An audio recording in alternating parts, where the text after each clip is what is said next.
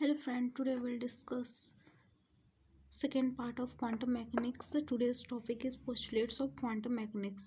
देखेंगे first postulates होता क्या है quantum mechanics का.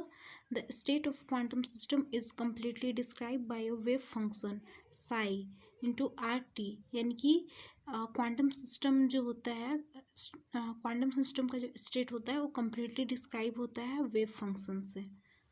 सेकेंड जो देखेंगे वेव फंक्शंस को हम लोग साइज से रिप्रेजेंट करते हैं. इसमें आर और टी से हम लोग इसको कम्प्लीटली डिस्क्राइब करते हैं. तो यहाँ पे देखेंगे सेकेंड पोस्टुलेट्स होता क्या है क्वांटम मैकेनिक्स का.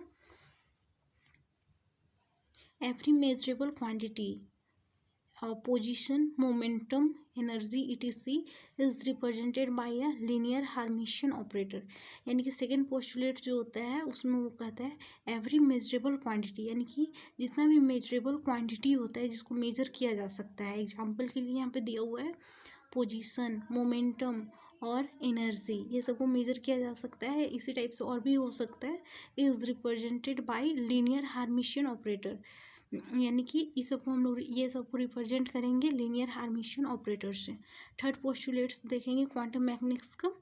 When a measurement is made on a system the only possible results are the eigen values of the operator corresponding to that observable.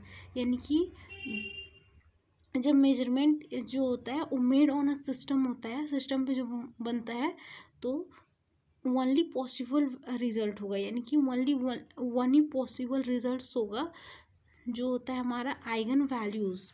Eigen values किसका हो जाएगा ऑफ ऑपरेटर का, corresponding होगा वो डैट ऑब्जरेबल से वो corresponding होगा. फोर्थ पोस्टुलेट्स देखेंगे वो क्या होता है हमारा.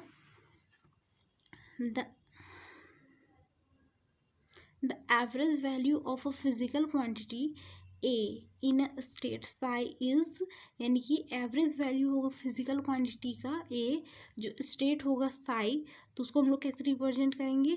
A is equal to integration of psi star into r t A cap psi r t d t. इसको हम लोग इस तरह से रिप्रेजेंट करेंगे फोर्थ पोस्टुलेट का. फिफ्थ पोस्टुलेट्स देखेंगे क्वांटम मैकेनिक्स का.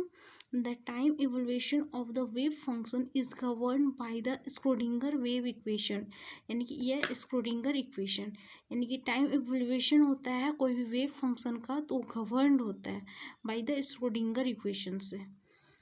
सिक्स पोस्टुलेट्स देखेंगे.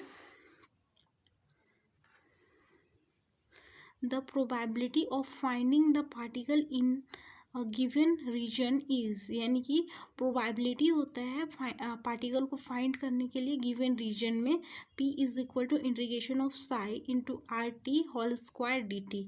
ये होता है हमारा प्रोबेबिलिटी होता है पार्टिकल को फाइंड करने के लिए, और उसमें कंडीशन होना चाहिए कि वो रीजन गिवन एरिया जो होता है वो गिवन होना चाहिए. ये होता है हमारा सिक्स पोस्टुलेट्स.